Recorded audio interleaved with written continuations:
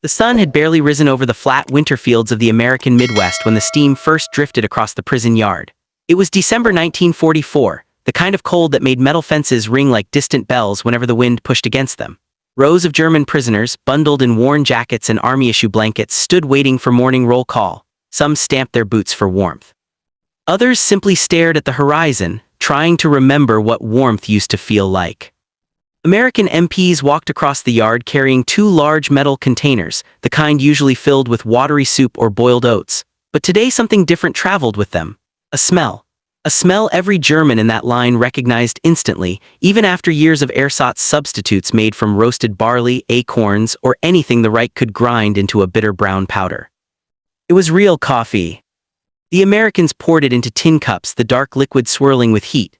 The first prisoners hesitated, unsure if it was a joke. But it was. One sip and laughter broke out, not mocking laughter but the kind that escapes from somewhere deep, almost painful, as if the body remembers life before the war. A few men, hardened by Africa, by Italy, by Normandy, lowered their eyes and quietly wept, not for the coffee itself but for what it meant. And this small moment, in a quiet camp thousands of miles from the front, revealed conditions on both sides more sharply than any battlefield report ever could. A realization that leads directly into understanding the world these men came from, and the world they found themselves in. The German prisoners who stood in that frosted yard had not simply arrived there by accident or misfortune. They were the product of a war machine stretched far beyond its limits. From 1942 onward, tens of thousands of German soldiers were captured across North Africa, Italy, and later in France, funneling steadily into a growing network of American-run POW camps spread across the Midwest, Great Plains, and Deep South. Many had expected brutal captivity. Some feared starvation. German propaganda had warned them that Americans were ruthless, greedy, and collapsing under shortages of their own. What they found instead was a landscape overflowing with food, space, and machinery, an abundance difficult to reconcile with what they had been told. The United States, unlike Europe, had never felt war on its soil. Its factories were at full output, its farms were producing more grain and meat than ever, and its supply lines stretched across oceans unbroken. For the newly arrived POWs, the journey alone was a shock. After being pulled from battlefields in Tunisia or Sicily, they were placed on American troop ships, cleaner and better supplied than many German barracks. Upon landing, they were transported deep inland, far from any coast, where climate and scenery felt more foreign than the language. Life inside an American POW camp followed a structured routine: morning roll call, work details, meals, recreation, and curfew. The Geneva Convention dictated that prisoners be housed, clothed, and fed on a scale comparable to American troops. In practice, they often ate better than civilians back home in Germany. Fresh vegetables, soft bread, real sugar, and meats were common. But of all things served in American camps, coffee was the one item that created the deepest emotional divide. In Germany by 1944, real coffee was a memory. The British blockade and the collapse of overseas trade had cut off imports years earlier. Ersatz coffee, an artificial substitute, became the norm. It was brewed from roasted barley, chicory, acorns, or whatever agricultural scraps were available. It was bitter, thin, and carried none of the warmth or aroma that had once been part of German morning life. Coffee had been more than a drink, it was a cultural ritual.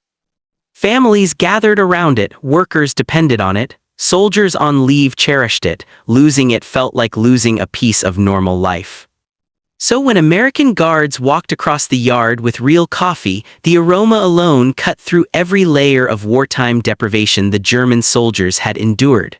The cup became a reminder of the world before ration cards, before propaganda, before the war consumed all comfort. But coffee was only one part of a much larger contrast. The prisoners encountered woodworking shops, sports fields, libraries, even small orchestras assembled from willing musicians. Many were assigned to agricultural labor, stunned by the vast fields, tractors, and mechanical harvesters operating at a scale far beyond anything seen in wartime Europe. To them, it seemed impossible that a country with this level of abundance could have been portrayed as weak or on the verge of collapse. Letters from home painted a very different picture. Their families in the Reich endured nightly bombings, strict rationing, power cuts, and shortages of the most basic goods. Bread grew stale faster, meat disappeared for weeks at a time. Coffee, chocolate, and sugar were almost mythical. The POWs knew that while they stood in an orderly camp in the middle of America, their loved ones were lining up in long queues for a few scraps.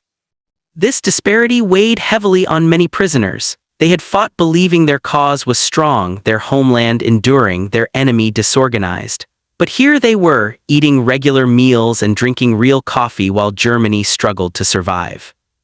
The moment of that first sip, when men laughed, then cried, was not just about taste. It was about the realization that their world, the one they thought they understood, had been built on illusions. That shock would ripple through their memories long after the war ended, shaping their understanding of the conflict and of the enemy they once fought. And to understand why this simple beverage carried such emotional weight, we must look deeper into what shortages meant in Germany and why a cup of American coffee could break through years of hardened wartime conditioning. Germany's shortages had begun long before many of these men were captured. By the late 1930s, even before the war expanded across Europe, the Reich struggled to maintain a steady flow of imported goods. Coffee was one of the earliest casualties. Once common in German kitchens, it became a luxury almost overnight. When the war began, commercial imports collapsed entirely. U-boats attempted to bring small quantities from occupied territories, but nothing came close to meeting demand. Ersatz blends, dark, bitter, and often burned, replaced what had once been a simple pleasure of daily life. For German households, the loss of real coffee became symbolic. It wasn't just another ration, it was a reminder that the world was shrinking around them. Newspapers tried to soften the blow, praising the virtues of ersatz and framing it as a patriotic choice. But morale quietly eroded, in letters home. Soldiers frequently mentioned the longing for a single cup of real coffee, even more than bread or cigarettes. This yearning traveled with them to every front: the desert heat of Tunisia, the mud of Italy, the shattered hedgerows of France. By contrast, the United States was swimming in coffee. Massive shipping lanes connected American ports to Brazil and other South American suppliers, ensuring that even during wartime, coffee remained on breakfast tables from New York to small rural towns. POW camps were included in these supplies because the Geneva Convention required prisoners to receive a diet equivalent to U.S. troops, and American soldiers drank coffee with nearly every meal. It came in tins, large cans stamped with the names of companies that would later become iconic in post-war grocery stores. There was no shortage, no ration stamp, no substitute. For Germans used to scarcity, this abundance felt almost unreal. In many camps, the routine quickly became familiar: morning roll call, distribution of work tools, and then a cup of hot coffee served in a metal mug. The prisoners learned that the Americans brewed it strong, sometimes too strong, often boiling it until thick grounds settled at the bottom. But even that was a luxury compared to what the men had grown used to. The first sip in the mornings warmed their hands, their stomachs, and for some, their sense of what was possible in the world beyond war. Daily life in the camps was structured but not harsh. Most prisoners worked in agriculture, cutting timber, harvesting crops, or maintaining local farms. For many, it was the first time they had seen American farming up close. Mechanical harvesters 8 meters wide cut through wheat fields with ease. Storage silos towered above the landscape.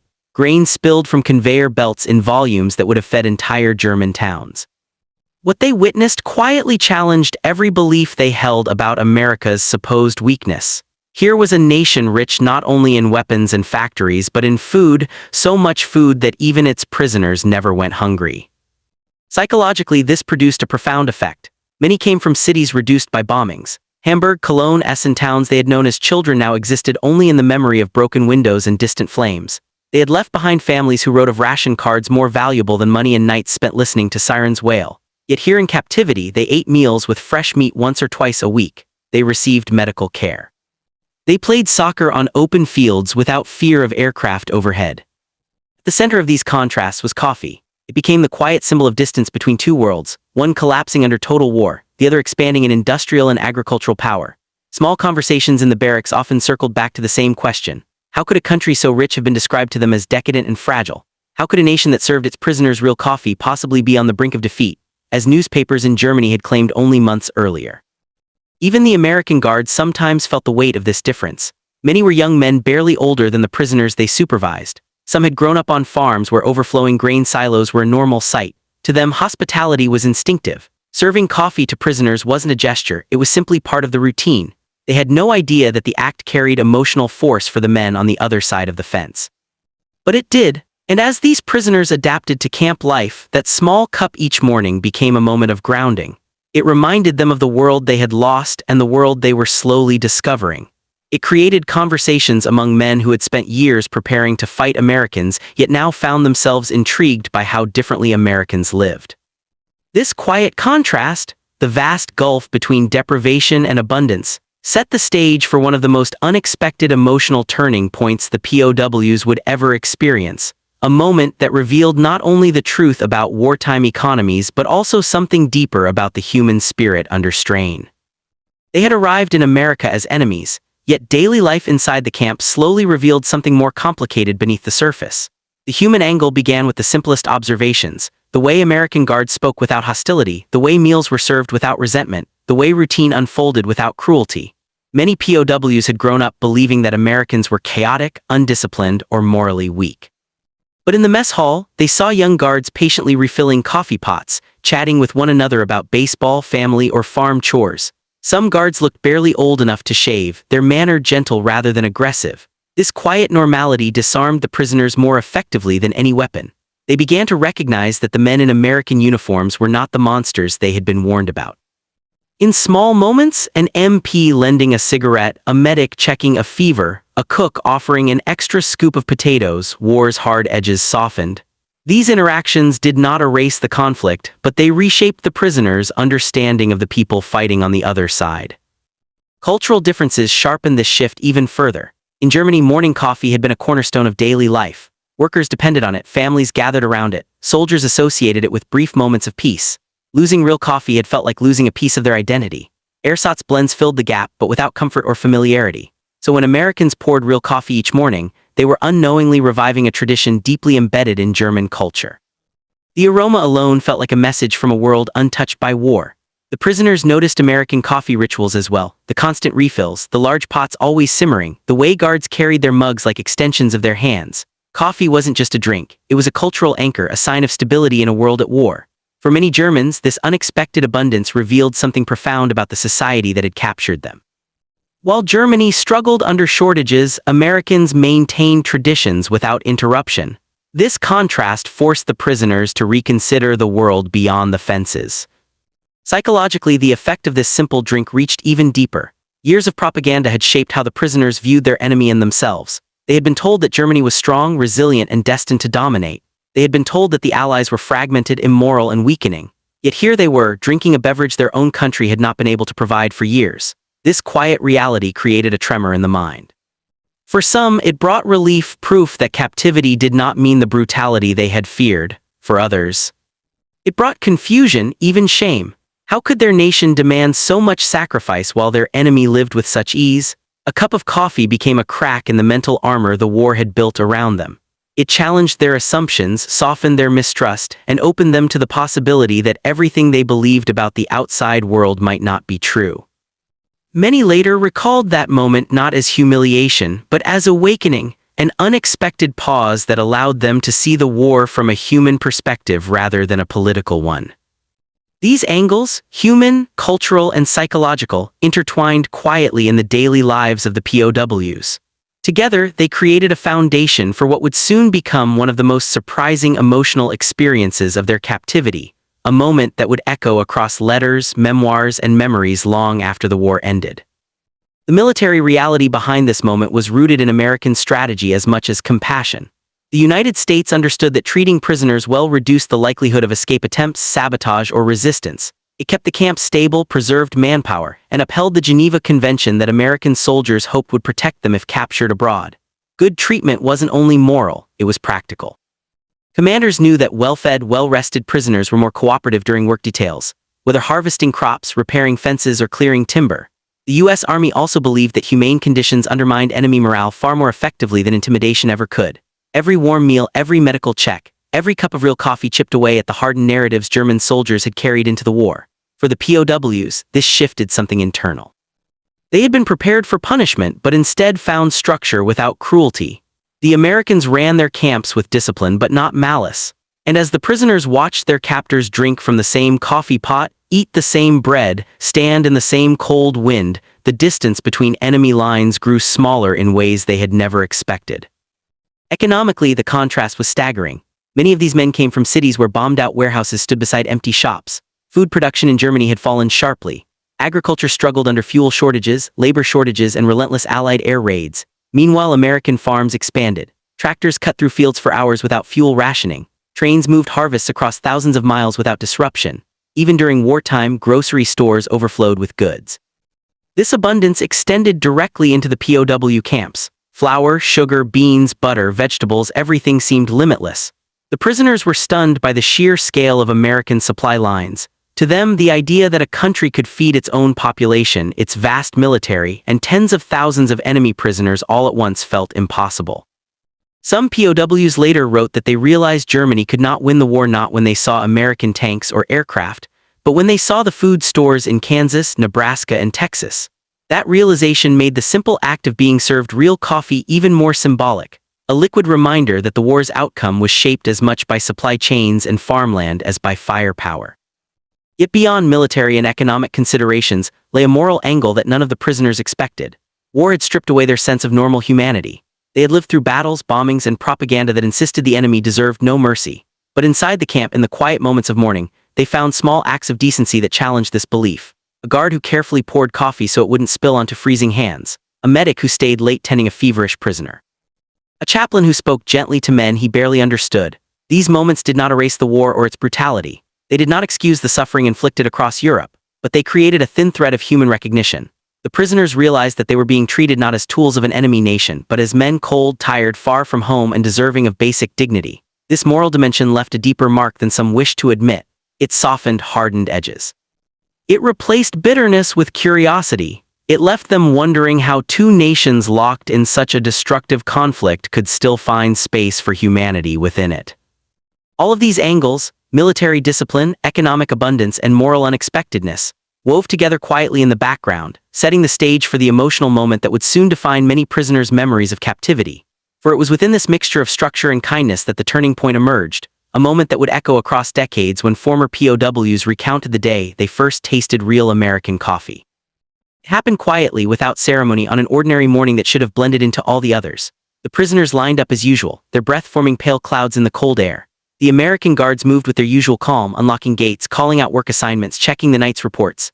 Nothing in the early routine suggested that this day would be remembered for the rest of the prisoners' lives. But then the cooks opened the mess hall doors, and the scent drifted out into the yard. It wasn't the faint, burnt smell of ersatz. It was rich, full, unmistakable, the smell of real coffee. At first, the prisoners didn't react. Many simply stared toward the hall, unsure if their senses were tricking them. Even the guards paused. They had smelled this aroma every morning of their lives. To them it was as common as sunlight. But they saw something change in the faces of the prisoners, eyes widening, conversations stopping, men lifting their heads as if hearing a distant voice from home. Inside the mess hall, the coffee was ladled from large steel pots, the steam rising in columns. An American sergeant leaned over to one of the cooks and muttered that the camp had finally received a shipment of full roast. It meant nothing special to him, yet everything to the men standing in line. When the first German soldier stepped forward and held out his metal cup, the sergeant filled it without thinking. The prisoner stared down at the dark liquid as if it were something holy. He lifted it slowly, almost ceremonially, and took a sip. Then he laughed, a short burst at first, like a breath he had been holding for years. The guard raised an eyebrow, unsure what was happening. The prisoner drank again, and this time he laughed harder, shaking his head as if unable to believe the taste on his tongue. Others around him began to smile, whisper, murmur. When the second man received his cup, he took one sip and covered his eyes. His shoulders trembled. At first the guards thought he was coughing, but he was crying. Word spread down the line almost instantly. Real coffee, no substitute, no barley, no acorns, no roasted beets pretending to be something they were not. This was the drink they had grown up with, the drink their parents made on quiet mornings, the drink shared in households long before the war consumed their country. It tasted like a memory. It tasted like home. For some, the shock of that taste was overwhelming, a sudden collapse of the emotional walls they had built around themselves for survival. A few prisoners stepped back from the line, unable to speak. Others took slow, careful sips, letting the flavor settle in before swallowing. There were smiles, tears, even soft laughter moving through the room like ripples on water. The Americans watched in silence. None of them had expected this. To them, coffee was routine, a necessity, something to fight off fatigue during long hours of guard duty. They had no idea that for these men, it had become a symbol of everything the war had taken away. Later, in letters and memoirs, several former POWs described that moment as the first time they truly understood the distance between the two nations. Not the political distance, not the military distance, but the human one. They realized that while their families rationed, substituted, and struggled, the Americans still lived much as they had before the war. That realization struck harder than any battlefield defeat. It meant that everything they had been told about America, that it was weak, unstable, and decaying, was a lie. If a country could provide real coffee to its prisoners in the middle of a global conflict, then it had resources far beyond what Germany could ever hope to match. Some prisoners later admitted they felt a kind of shame in that moment, not because of defeat but because of the sudden clarity. The war they were fighting no longer made sense. They had been told their struggle would preserve German strength. Yet here far from home they held a cup that revealed their homeland's fragility more clearly than any battlefield loss. A few tried to hide their emotions, wiping their eyes quickly, pretending the cold air had irritated them. But others did not bother to hide anything. The taste broke something open inside them. The guards, unsure what to do, simply continued serving. They didn't comfort, didn't question, didn't joke. They just filled each cup and stepped back. Some later recalled that moment with quiet respect. They didn't fully understand it, but they sensed they were witnessing something deeply personal, a moment when an enemy soldier briefly stopped being an enemy and simply became a man longing for a piece of the world he had lost. Outside the mess hall, the mood in the yard changed. Men stood in small groups, warming their hands around their cups, savoring every sip. There was a stillness to the scene, a pause that felt almost sacred. Even the usual morning chatter quieted. For a few minutes, the camp was not a place of confinement, but a place suspended between past and present.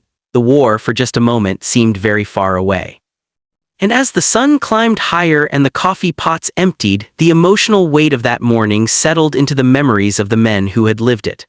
What they felt that day would shape how they viewed America, the war, and themselves long after the conflict ended. In the days that followed, the story of the coffee spread through the camp like a quiet current. Men who had not been present that first morning arrived at breakfast asking if the rumor was true. Some approached with disbelief, others with guarded hope, but all of them recognized the aroma even before their cups were filled. The reaction repeated itself in waves: soft laughter, long exhalations, tightening throats, sudden stillness. No one mocked those who became emotional. There was an unspoken understanding that the reaction had little to do with the drink itself. It was what the drink represented. A reminder of the life they once knew, a momentary return to humanity in a world rearranged by destruction. The camp commanders reported an immediate change in atmosphere. Work crews became more cooperative, tempers eased during inspections, arguments in the barracks grew less common.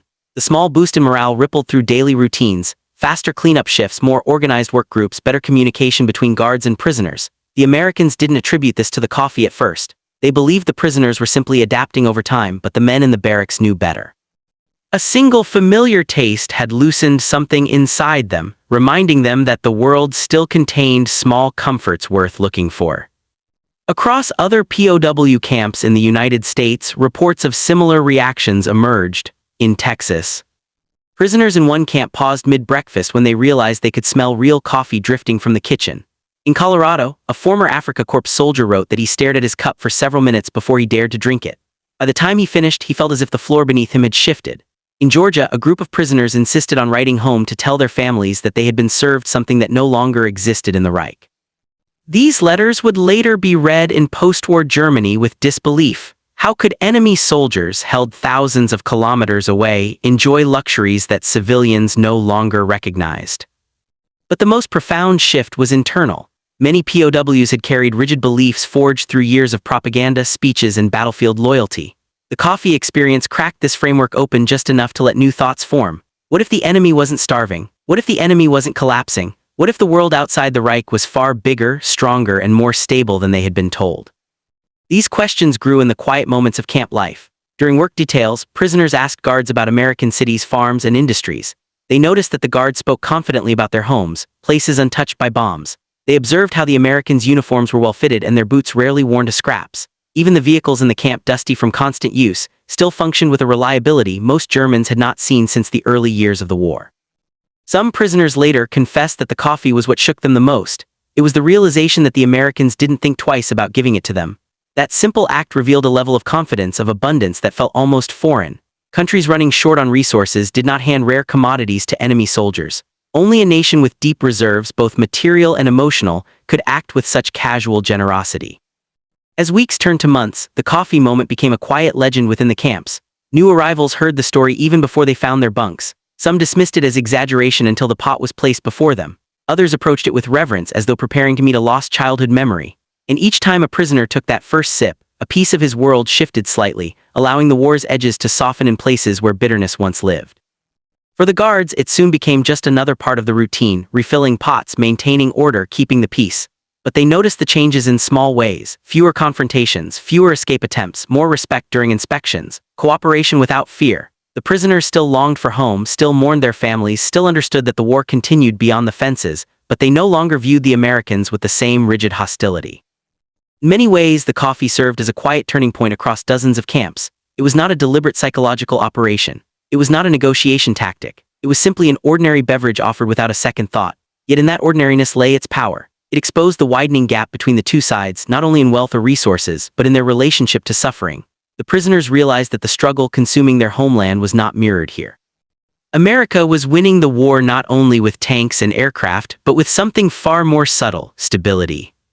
And as this understanding settled into the prisoners' minds, it prepared them for the next chapter of their captivity, a chapter defined not by resistance, but by reflection, adaptation, and a gradual acceptance of a world they would soon re-enter, forever changed by one quiet morning and one cup of coffee.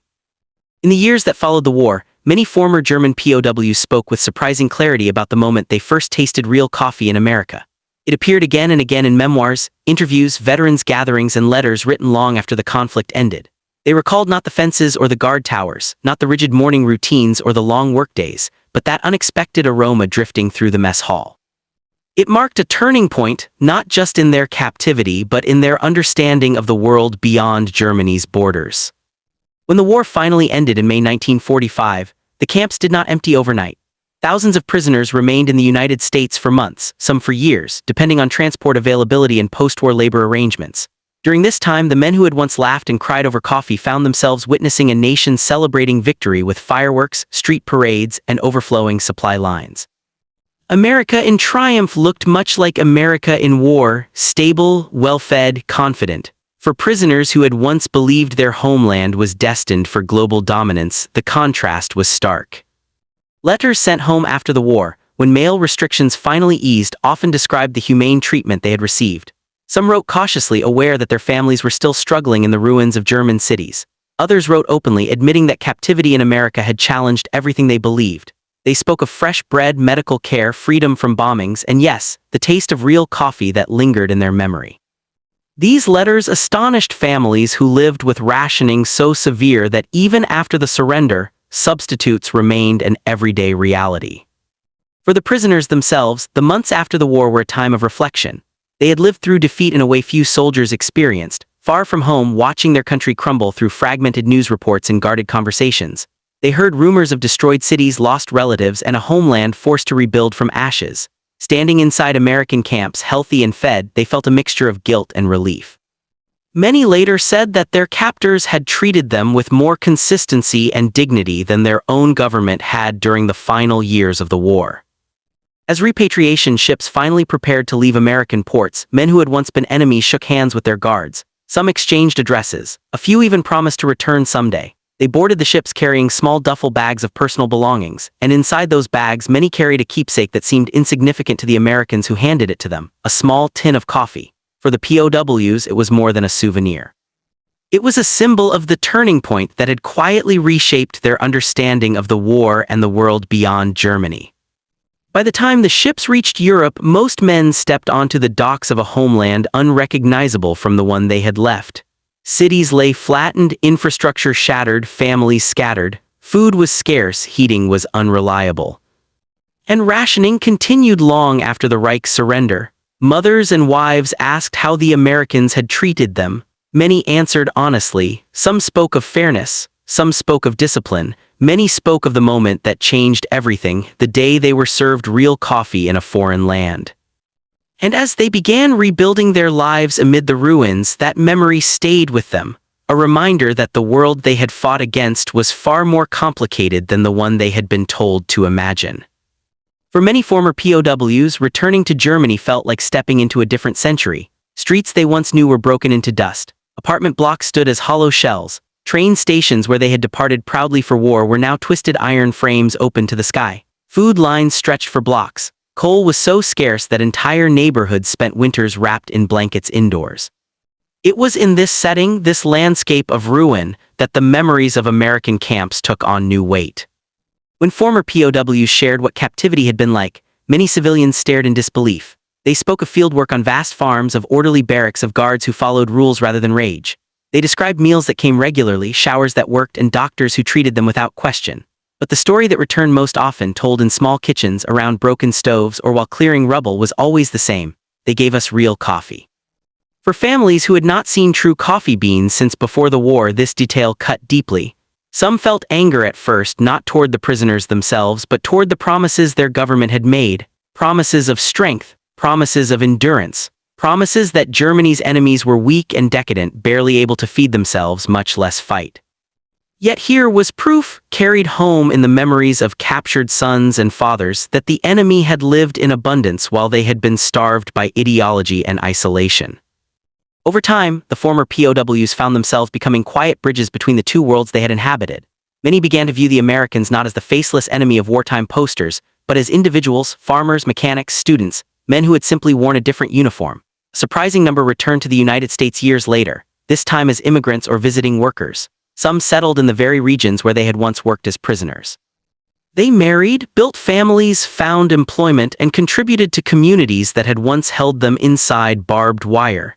In interviews decades later, they often mentioned the same detail when asked why they felt drawn back, the way they were treated when they were powerless.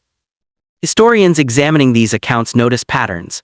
The humane treatment of POWs did not erase the horrors of war, but it planted seeds that would later grow into cooperation, trade, and shared political alignment between former enemies. These seeds did not begin with treaties or speeches. They began with small acts, meals served fairly, rules enforced with restraint, and yes, the simple offering of coffee that tasted like home. As West Germany gradually rebuilt with American aid, many former POWs became advocates for closer ties with the United States. They had experienced firsthand the difference between ideology and reality, between the propaganda that had shaped their youth and the lived truth encountered across the ocean. When they later told their children about the war, they did not only speak of battles or bombings. They spoke of the morning when the mess hall filled with a smell stronger than hatred, a smell that cut through the noise of war and reached something deeper. Generations later, when documentaries and historians interviewed elderly veterans, the moment still surfaced unexpectedly. Their voices would soften, their eyes would drift. The memory had not faded because it had not been about luxury, it had been about humanity. A reminder that even in the middle of the most destructive conflict the world had ever known, there were moments when the war paused long enough to let men recognize one another as human beings. And so, as the years stretched on, a simple cup of coffee became a symbol of something larger. It represented the day an enemy became a person, the day propaganda began to crack, the day hope seeped through the cracks of war's machinery. It had been one morning among thousands, but for many German POWs, it remained the day everything changed.